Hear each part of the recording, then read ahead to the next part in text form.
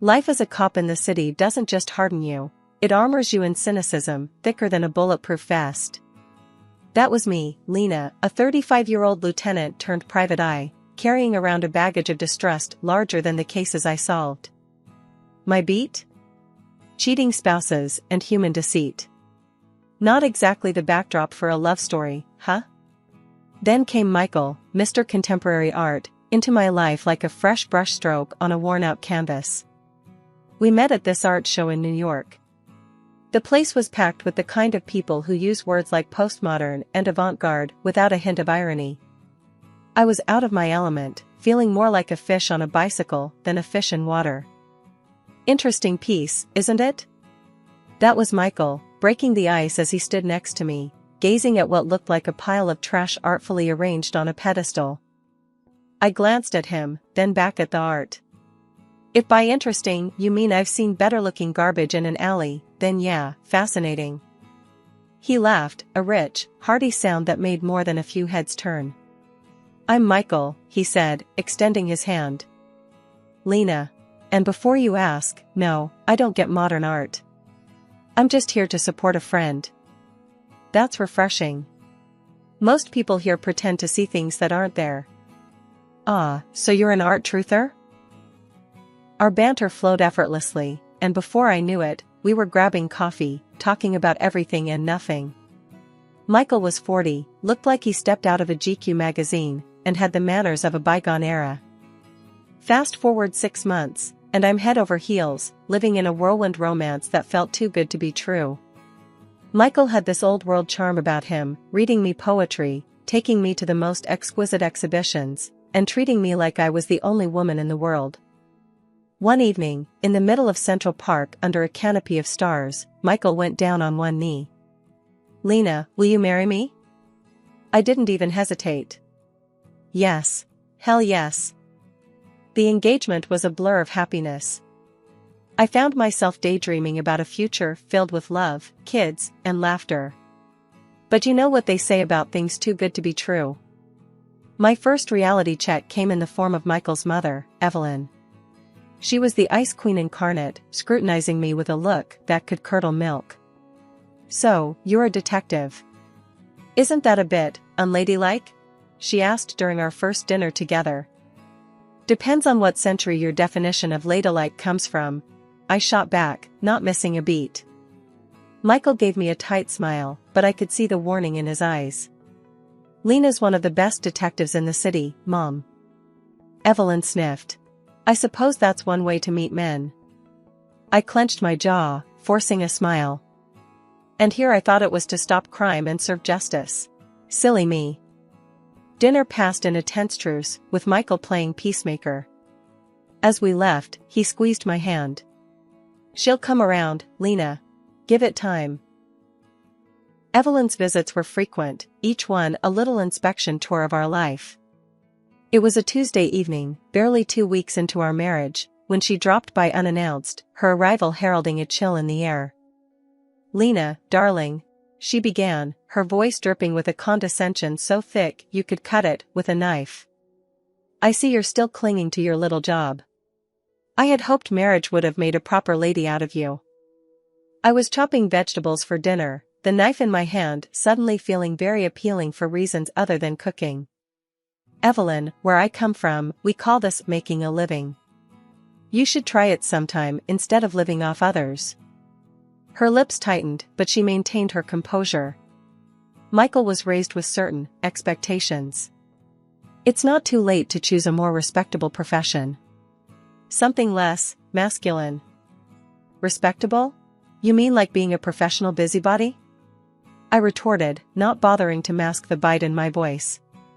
No thanks, I'll stick to catching cheaters and liars. Speaking of which, how's your bridge club going? Michael walked in just then, his timing as impeccable as ever. What's going on here? He asked, looking from me to his mother. Your wife was just explaining her career choice to me. It seems I've underestimated the thrill of working with criminals, Evelyn said, her tone saccharine. Michael sighed, rubbing the bridge of his nose. Mom, Lena's job is important to her. It's who she is. And Lena, He turned to me, a pleading look in his eyes. Please, let's not do this now. I wanted to argue, to tell him that his mother was crossing lines she shouldn't even be seeing, but I held back. This was his mother, after all. Fine, I muttered, turning back to my vegetables with more force than necessary. The evenings following Evelyn's visits were always tense. Michael would become distant, retreating into a shell I couldn't crack. It was clear whose side he was on, and it wasn't mine. One such evening, after a particularly grueling visit from Evelyn, who had criticized everything from my cooking to the way I folded towels, I confronted Michael. Why don't you ever stand up for me? Your mother treats me like I'm the dirt under her shoe, and you just let her. What kind of marriage is this? Michael looked at me, weary. Lena, she's old, set in her ways. What do you want me to do? Disown her? No, I want you to have my back. To tell her she can't walk all over me, us. Is that too much to ask? He sighed, running a hand through his hair. I'll talk to her, okay? Just give it some time. She'll come around. But she didn't. And neither did he. The divide grew, Evelyn's disdain and Michael's inaction wedging a gap between us that felt insurmountable. It was clear this was more than just a rough start. This was a glimpse into what my future held if something didn't change. Living with Michael started to feel like I was in one of those dramatic TV shows where the cracks slowly start showing in the perfect facade. He worked at this fancy art gallery, which sounded posh until you realized his paycheck was as unpredictable as the weather in spring. Meanwhile, I was doing pretty well for myself, pulling in enough to keep us comfortable, living in a spacious apartment in a nice part of the city. I remember one evening, the conversation at dinner turned towards the future. I was talking about maybe, eventually, wanting to buy a house, have a bit of space for when we decided to start a family. Michael, fork halfway to his mouth, paused and gave me this look. Lena, I'm not sure where you're getting these ideas from. We don't need a house. And me getting another job? That's not on the table.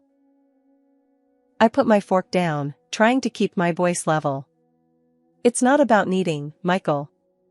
It's about planning for the future. And it wouldn't hurt to have a more stable income, you know? He laughed, a sound that used to warm my heart but now just grated on my nerves. You and your obsession with money. It's always about the bottom line with you, isn't it? Money isn't everything, Lena. I could feel the anger bubbling up inside me. Easy for you to say when you're not the one worrying about paying the bills every month. I'm not obsessed with money. I just don't want to end up struggling. Michael shrugged, going back to his food like we were discussing the weather. I'm happy with our life as it is. You're the one who's never satisfied. I stood up, my appetite gone. Maybe I wouldn't be so focused on money if you contributed more than just criticism about how I manage ours. He didn't look up. I contribute in other ways. Not everything is about money, Lena. That night, I lay in bed, staring at the ceiling, thoughts racing. It wasn't just about the house or the kids or even the money. It was about respect, partnership, and support, none of which seemed to matter to Michael as long as the status quo kept his life easy. His accusations of my so-called obsession with money were a convenient deflection from his unwillingness to confront the reality of our situation. On what started as a mundane Sunday, the living room transformed into the stage for an unexpected drama when Evelyn, my not-so-beloved mother-in-law, decided it was the perfect day for a visit. With her arrival came an air of tension, thick enough to slice through. She was glued to her phone, her voice fluctuating between panic and confusion, as she navigated through a conversation that set off every red flag in my book. And you're saying my social security number has been suspended? How much do I need to pay to fix this? Evelyn's voice cracked as she fumbled through her purse, pulling out her checkbook and a slew of documents, her hands shaking with a mix of age and fear. I was in the kitchen, coffee in hand, when my ears picked up the mention of Social Security and payment. Years on the force had honed my instincts, and every fiber of my being screamed, scam. I rushed into the living room, my approach silent but swift. Evelyn, hang up the phone. It's a scam, I interjected, my voice firm yet composed, hoping to convey urgency without inciting panic. She whipped around, eyes wide with shock and offense. I beg your pardon. I'm handling this, Lena. There's no need for your intrusion. But before she could continue her protest, I reached out, my hand clamping down on the phone, and ended the call with a decisive click. The room fell into a stunned silence, the air thick with tension. Evelyn recoiled as if I had slapped her, her face contorting into an expression of fury and disbelief. How dare you? That was incredibly rude and uncalled for. Who do you think you are, treating me like some naive child? Michael, drawn into the living room by the commotion, stood at the threshold, his expression a mix of concern and frustration. Lena, what's going on? Why are you upsetting my mother? I turned to him, my frustration mounting. That call was from scammers, Michael. They were trying to con Evelyn out of her money by claiming her social security number was suspended. This is a common tactic. I've seen it 100 times. Michael rubbed the back of his neck, a gesture I knew meant he was in a tight spot. Okay, but couldn't you have been a bit more diplomatic about it? Evelyn, gathering her things with trembling hands, shot me a look that could curdle milk. I don't need to be saved, especially not by someone who treats me with such disrespect. I'm leaving. We'll see what the bank says about this so-called scam. She stormed out, leaving a cold silence in her wake. Michael sighed, looking between the door and me. Lena, I know you meant well, but you have to handle things more gently, especially with my mother. I felt a twinge of guilt but stood my ground. I know it seemed harsh, but there wasn't time for pleasantries. Scammers rely on creating a sense of urgency. Hesitation could have cost her dearly. The next day, curiosity and a hint of guilt nudged me to call Evelyn. The phone rang 3 times before she answered, her voice cold and clipped. What do you want, Lena? I just wanted to check in after yesterday. Did you talk to the bank about the call? There was a pause, and when she spoke, her voice was laced with reluctant admission. Yes, I did. They confirmed it was a scam. But that doesn't change how you handled the situation. You were rude and aggressive. I pinched the bridge of my nose, a headache brewing at the edge of my temples. I'm sorry if I came across that way. I was just trying to protect you from getting scammed. These people are professional liars, and they're very good at what they do. Her response was a scoff, tinged with a begrudging sort of gratitude. Well, I suppose I should thank you for preventing a mistake. But don't think this means I approve of your methods or your attitude. Goodbye, Lena. The chill between Michael and me had settled in deep, turning our home into more of a frosty standoff than a warm haven. I clung to the hope that his upcoming birthday might thaw the ice, a chance to fan the dying embers of our relationship.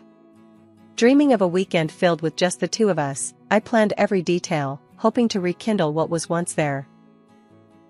But as fate, or rather, Evelyn, would have it, she bulldozed through my plans with her own agenda, setting up a grand dinner at her mansion on a weekday, of all times.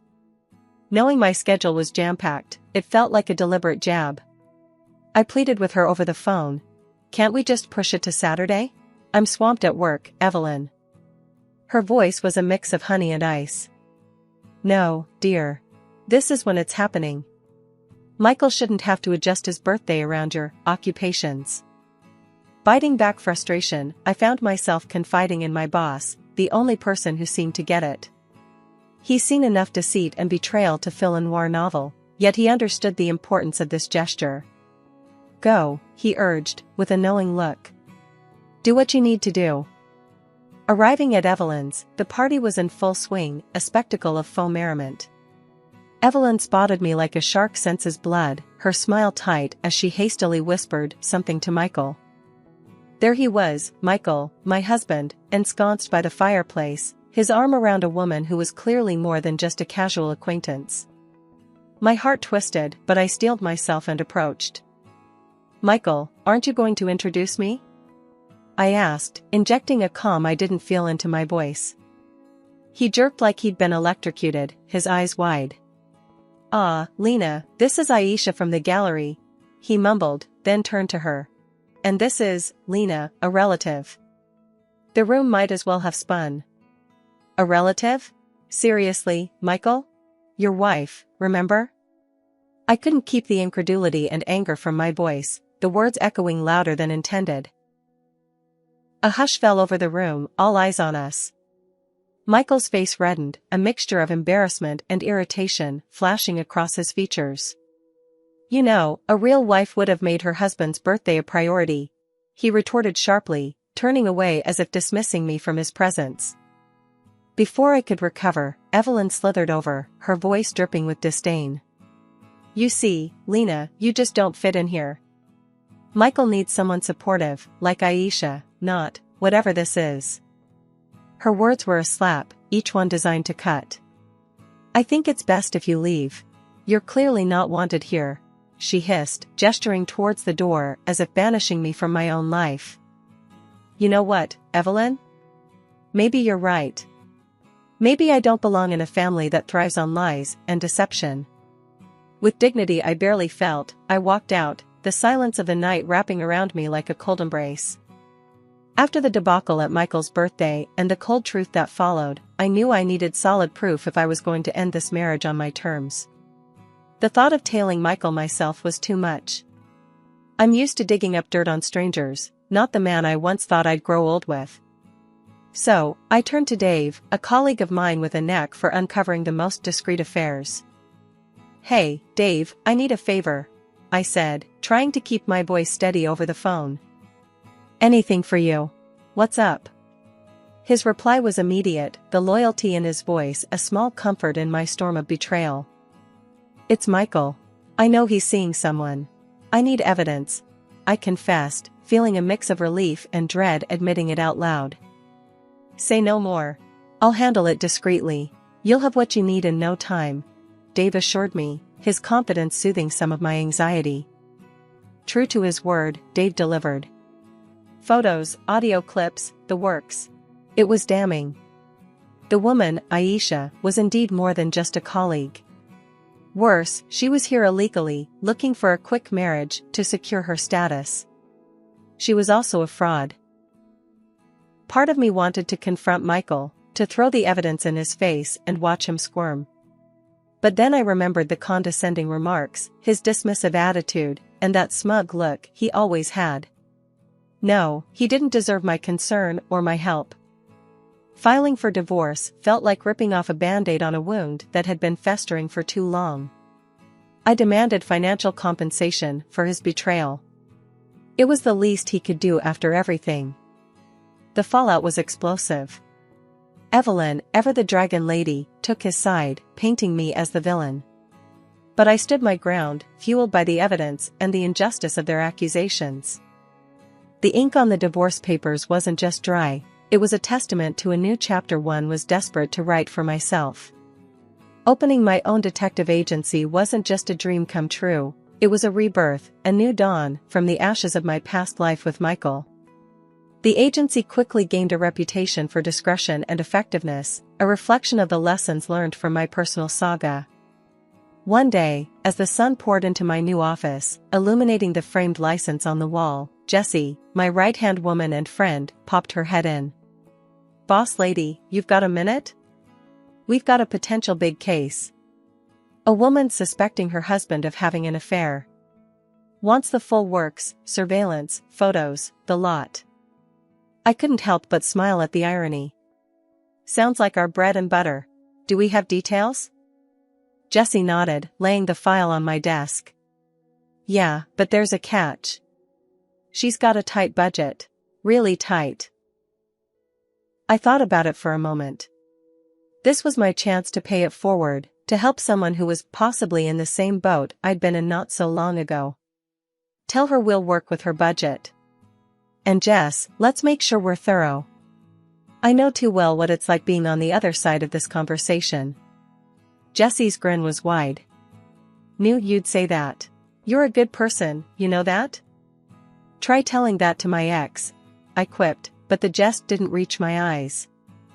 The case was as straightforward as it gets in our line of work. Infidelity, secrets, and lies, a pattern I'd become all too familiar with. But with each case we closed, I felt a piece of myself heal, a validation of my decision to start anew. One morning, as the city was slowly waking up, an elderly lady stormed into my office, her frustration palpable. She was ranting to my receptionist about her son's wife who had apparently vanished with a considerable amount of money, leaving them in financial ruin. She insisted on speaking with the owner, mentioning something about needing a payment plan. Curious, I decided to meet her myself. Imagine my surprise when I came face to face with Evelyn, my former mother-in-law. The shock in her eyes mirrored mine, but embarrassment quickly took over her features. "I run this agency, Evelyn. How can I help?" I managed to say, my voice steady despite the turmoil inside. Recognition dawned on her, followed by a flicker of shame. But, true to form, she recovered quickly, her desperation making her bold. "Lena, you have to help me find her, the woman who ran off with my son's money. Michael's in shambles. Do it for family's sake, without charge." The audacity of her request left me speechless for a moment. The same woman who sided with Michael without a second thought now stood in my office, asking for a favor as if the past had never happened. "Evelyn, first, we're not family. Second, I run a business, not a charity for wayward ex-in-laws," I responded, my tone firm. The irony of the situation wasn't lost on me, but I wasn't about to let old wounds dictate my decisions. "But Lena, after everything, can't you do this one thing? It's the least you could do," she pressed, her voice a mix of plea and demand. I couldn't help but laugh, albeit bitterly. "The least I could do? Evelyn, after your son cheated on me, you expected me to just forgive and forget? I suggest you go to the police. They're better equipped to handle missing persons and fraud." She stood there, flabbergasted, as if the thought of me refusing her had never crossed her mind. "But Lena..." "No, Evelyn.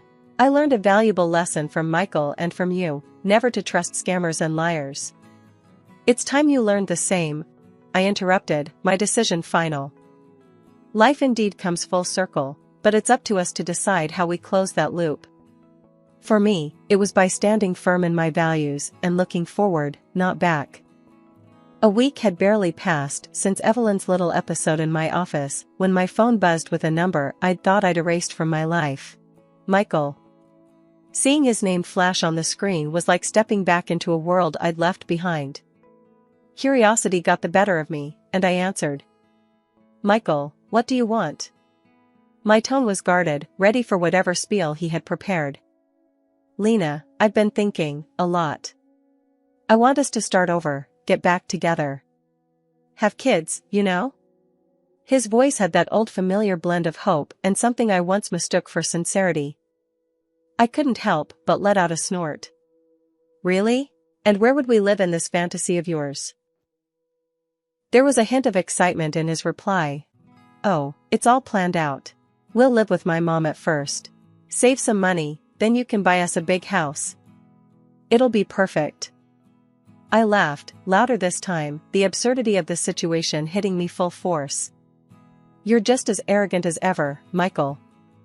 You think I'd come back, just to play house with you and your mom, and then foot the bill for a big house?" He stumbled over his words, the desperation clear in his voice. "But Lena, I've changed. We can fix everything. Please."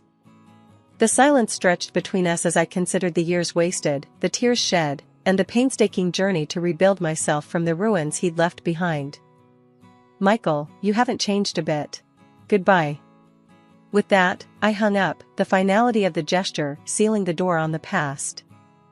As the silence settled around me, a sense of peace enveloped my heart. The call, absurd as it was, served as the ultimate validation of my growth, my resilience, and my independence. I had built a new life, a successful career, and reclaimed my sense of self, none of which would have been possible had I stayed trapped in a marriage that diminished me. Michael's call was nothing more than a blip on the radar, a fleeting reminder of how far I'd come. The future stretched out before me, bright and filled with promise, a blank canvas ready to be painted with new dreams, new challenges, and new achievements. As I turned my attention back to the work that had given me purpose and a sense of belonging, I knew that whatever came next, I was ready. After all, the best revenge is living well, and I intended to do just that.